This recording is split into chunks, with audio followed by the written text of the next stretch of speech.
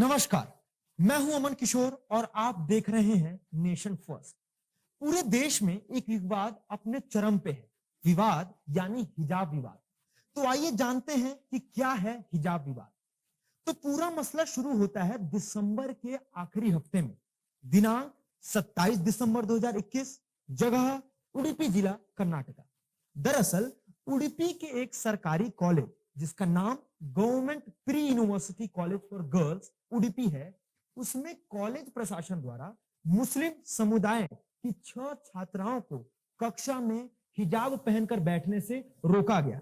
यानी कैंपस में वह हिजाब पहन सकती थी, परंतु क्लास में हिजाब पहनने की पाबंदी थी।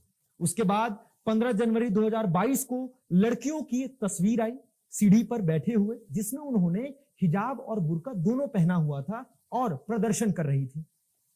सबसे पहला सवाल यहां पर यह उभरता है कि क्या दिसंबर से पहले छात्रा क्लास में हिजाब पहन के नहीं बैठती थी?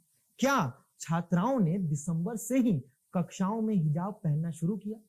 तो मीडिया में छात्राओं का जो बयान आया है उसके मुताबिक उन्होंने दिसंबर 2021 से ही कक्षाओं में हिजाब पहनना शुरू किया। उन्होंने यह भी बताया कि एडमिशन के वक्त उनसे बकायदा एक फॉर्म साइन कराया गया था, जिस पर कक्षाओं में हिजाब न पहनने का क्लॉज भी था। इस पर छात्रा यह कह रही हैं कि उन्होंने अपने सीनियर को हिजाब पहनते देखा था, तो उन्होंने इस फॉर्म को उतना गंभीर या उतना वेटेज नहीं दिया। अब इस पूरे मामले पर कॉलेज प्रशासन की क्या प्रतिक्रिया है उसको भी जान लेते हैं। तो कॉलेज विकास समिति उपाध्यक्ष यशपाल सुवर्णा और प्रिंसिपल रुद्र गड्डा के मीडिया में बयान है। उनका कहना है कि कॉलेज में 150 से ज्यादा मुस्लिम लड़कियां पढ़ती हैं, कभी भी किसी ने ऐसी मांग नहीं उठाई। प्रशासन का दावा है कि ये लड़कियां सीएफआई से जुड़ी हैं और इसलिए मामले को बढ़ा रही हैं। फिर आगे यह मामला बढ़ता गया और कर्नाटका की सरकार तक गया। सरकार ने 25 जनवरी को कमेटी बनाया और आदेश दिया कि जब तक कमेटी किसी नतीजे पर नहीं पहुंचती तब तक सभी छात्रा यूनिफॉर्म रूल का पालन करेंगे, यानी क्लासरूम में हिजाब नहीं पहनेंगे। कर्नाटका में हिजाब वाले घटना के बाद कर्नाटका में और भी जगह माहौल बिगड़ता चला गया। काफी सारे कॉलेज में हिजाब पहने लड़कियों को घुसने नहीं दिया गया। 2 फरवरी को काफी छात्रा भगवा साफे पहने आए और कहा कि अगर हिजाब की अनुमति है तो भगवे साफे का क्यों नहीं। उसी क्रम में एक वीडियो कर्नाटका के मांड्या जिले से आया, जहां एक छात्रा अपने स्कूटी से हिजाब पहने हुए आती है। उन्होंने बुर्का भी पहन रखा था। जैसे ही अपनी स्कूटी से उतर आगे बढ़ती हैं, सामने से दर्जनों संख्या में भगवा कपड़ा पहने छात्र नारेबाजी करते हैं, जय श्री राम के नारे लगाते हैं। जवाब में हिजाब पहने हुए छात्रा ने अल्लाह अकबर के नारे लगाने लगती है। और फिर हिजाब बनाम भगवा के मामले कर्नाटका के अलग अलग जिले से आने लगे। हालात ऐसी हो गई कि राज्य सरकार ने 3 दिन के लिए स्कूल और कॉलेज बंद कर दिया। अब ये पूरा मामला पहुंचता है कर्नाटका हाईकोर्ट में। 2 याचिका दायर की जाती हैं और फिर बाद में हाई कोर्ट इसके नतीजे के लिए बेंच का गठन करती है, जिसका नतीजा अभी आना बाकी है। अब इस मुद्दे पे हमने लोगों से बात किया तो काफी सारे सवाल उभर के आए।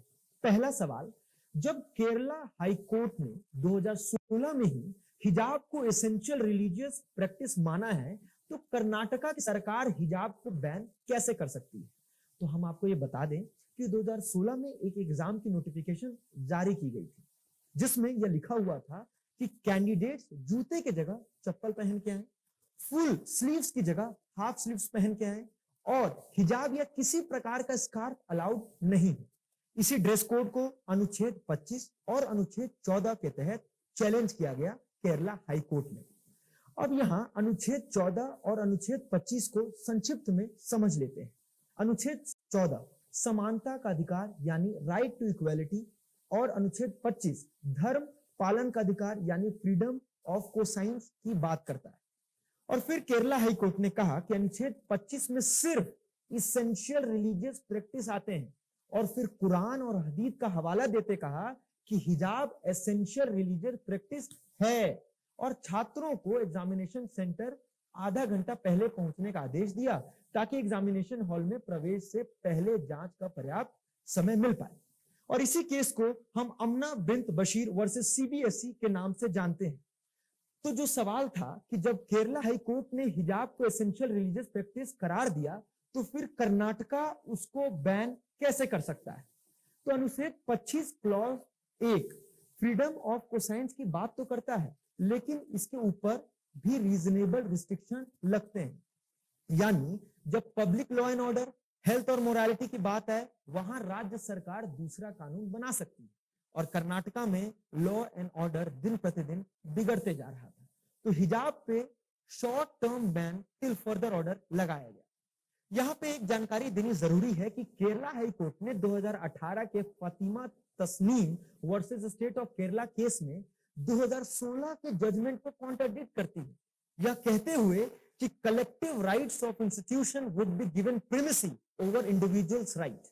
दूसरा सवाल यह है कि जब सिख कड़ा पहन सकते हैं, बड़े बाल रख सकते हैं, तो मुस्लिम अलग अलग संस्थानों में बड़ी दाढ़ी क्यों नहीं रख सकते। तो 2016 में एक भारतीय वायुसेना के एक एयरमैन ने सुप्रीम कोर्ट में रिट पिटीशन दिया, जिसमें उन्होंने आर्म्ड फोर्स रेगुलेशन 1964 के तहत यह मांग उठाई कि उन्हें एयरफोर्स में रहते हुए दाढ़ी रखने दी जाए। अब आर्म्ड फोर्स रेगुलेशन 1964 क्या कहता है? So according to this, it prohibits the growth of hair on armed force personnel except for those personnel whose religion prohibits to cut the hair or shaving of face। यानी यह सशस्त्र बल कर्मियों पर बालों के विकास को प्रतिबंधित करता है, उन व्यक्तियों को छोड़कर जिनके धर्म में बाल काटने या चेहरा को शेव करने की मनाही है। तो सुप्रीम कोर्ट ने एसेंशियल प्रैक्टिस टेस्ट किया और ये कहा कि दाढ़ी एसेंशियल रिलीजियस प्रैक्टिस नहीं है। पर वहीं अगर हम सिख समुदाय में बात करें तो उन्हें 5 क यानी 5K होते हैं, केश, कंघा, करा, कचेरा, किरपान, और ये सारे एसेंशियल रिलीजियस प्रैक्टिस में आते हैं। तीसरा और आखिरी सवाल, क्या आपको नहीं लगता कि चुनाव का माहौल है और सभी पार्टी अपने वोट बैंक से ज्यादा वोट लेना चाहती है और इसलिए ये जानबूझ के कंट्रोवर्सी कराई गई है?